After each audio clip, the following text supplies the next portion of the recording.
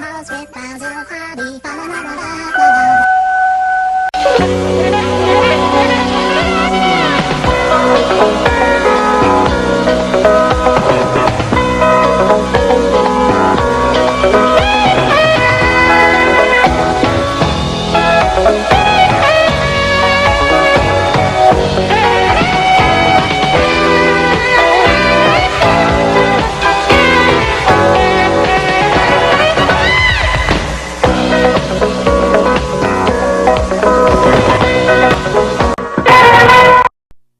Welcome back to Pat and Ken at the holidays.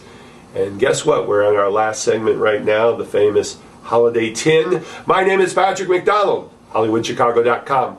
Chicago Film Tour. Take it next season. Ken. I'm Ken Candela, the movie wag. Yes, you are.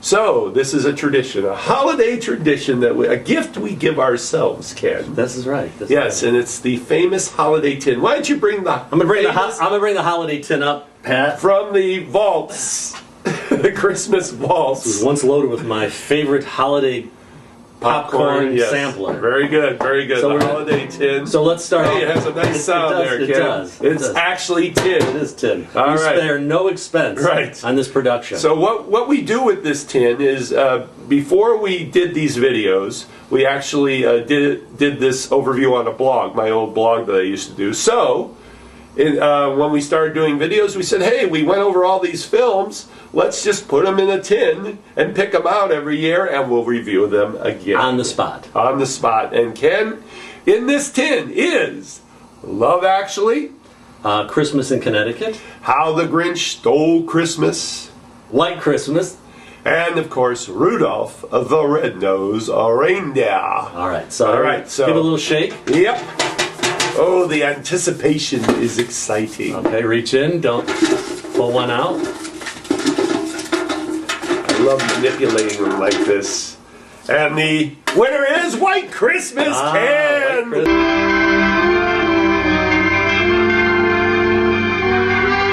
Christmas. This is just wonderful. White Christmas, my favorite Christmas movie of all time, Ken. Is it really? It is my favorite Christmas movie of all time. Snow. Snow. Snow. Snow. Snow.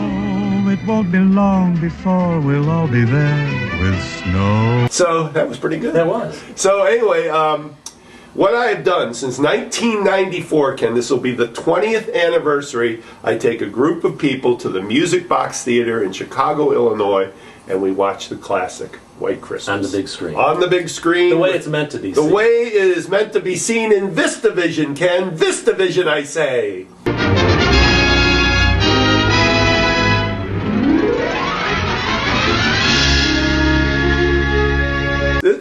This is such a wacky film. It basically is. Let's start with the stars. You got Bing Crosby. Dare Bingle. Dare Bingle. Yes. And Danny Kaye. Danny Kaye, the great Danny Kaye.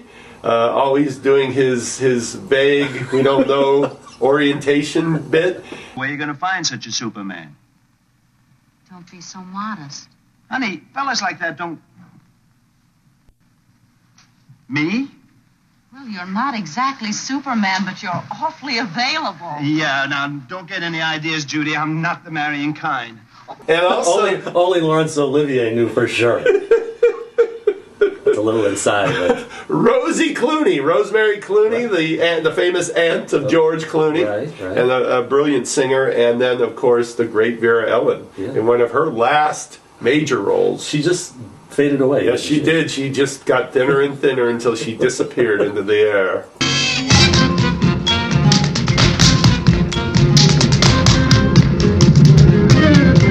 So for some reason, they're bachelors. Is there anything wrong? There is nothing wrong with that. There's that weird sequence where they're undressing in front of each other. It gets a little strange. Please. You've got everything you want, except the most important thing. What's this? A girl. Well, I'll get around to that one of these days. My dear partner, when what's left of you gets around to what's left to be gotten, what's left to be gotten won't be worth getting whatever it is you've got left. I figure out what that means. I'll come up with a crushing reply. What's back all this anyway? Nothing, only your happiness. My happiness. Well, Bing is wearing tidy whities. I mean, and he pulls his undershirt over the tidy whities, and for some reason you're in the editing bay and you see Bing in his tidy whities, and you don't say, "We're going to lose that shot. Let's just cut that." But in those days, they didn't do that. No. General that they served under in the Army. Yes, Waverly. Right. He buys an inn. Yes. Starts to fall on hard times. They come back and they discover that he's now a retired general. His business is starting to suffer. Let's do a show for the general. Sure. Well, with all due modesty, sir, Wallace and Davis never had any trouble packing them in, sir. People, that is, not pigs. Well, go ahead if you want to. Apparently, there's quite a bit about show business I don't understand. Oh, it'll come to you, sir. Just takes time. Sure, we wouldn't be any good as generals. You weren't any good as privates. And they kind of pair off right away. Yes, they do. Right away, Bing hones in on Rosemary Clooney. Yes. And Danny Kaye reluctantly heads over to Vera-Ellen, and everybody seems to just pair off and go. Yeah. Romance ensues. Yeah. Hey, how about those big brown eyes? Oh, they're blue. Brown. Blue. Oh, yeah. Deep blue. Well, also to the famous "Love You Didn't Do Right by Me" number, which in the music box crowd just cracks everybody up. That the applause after that is deafening. Oh, love, you didn't do right by me, as they say in the song. You done me wrong. So, Ken, your Christmas bells. Well, it's a classic. You would probably beat me with an inch of my life if I didn't give this at least 4 solid holiday bells. Ding, ding, ding, ding! It's a 4-star spectacular White Christmas, a blessing of a movie for the holidays. Well, it looks like we've polished off all of the holiday ham, Pat. Yes, Ken, and we've come to the end of another Pat and Ken at the Holidays, the 2014 edition.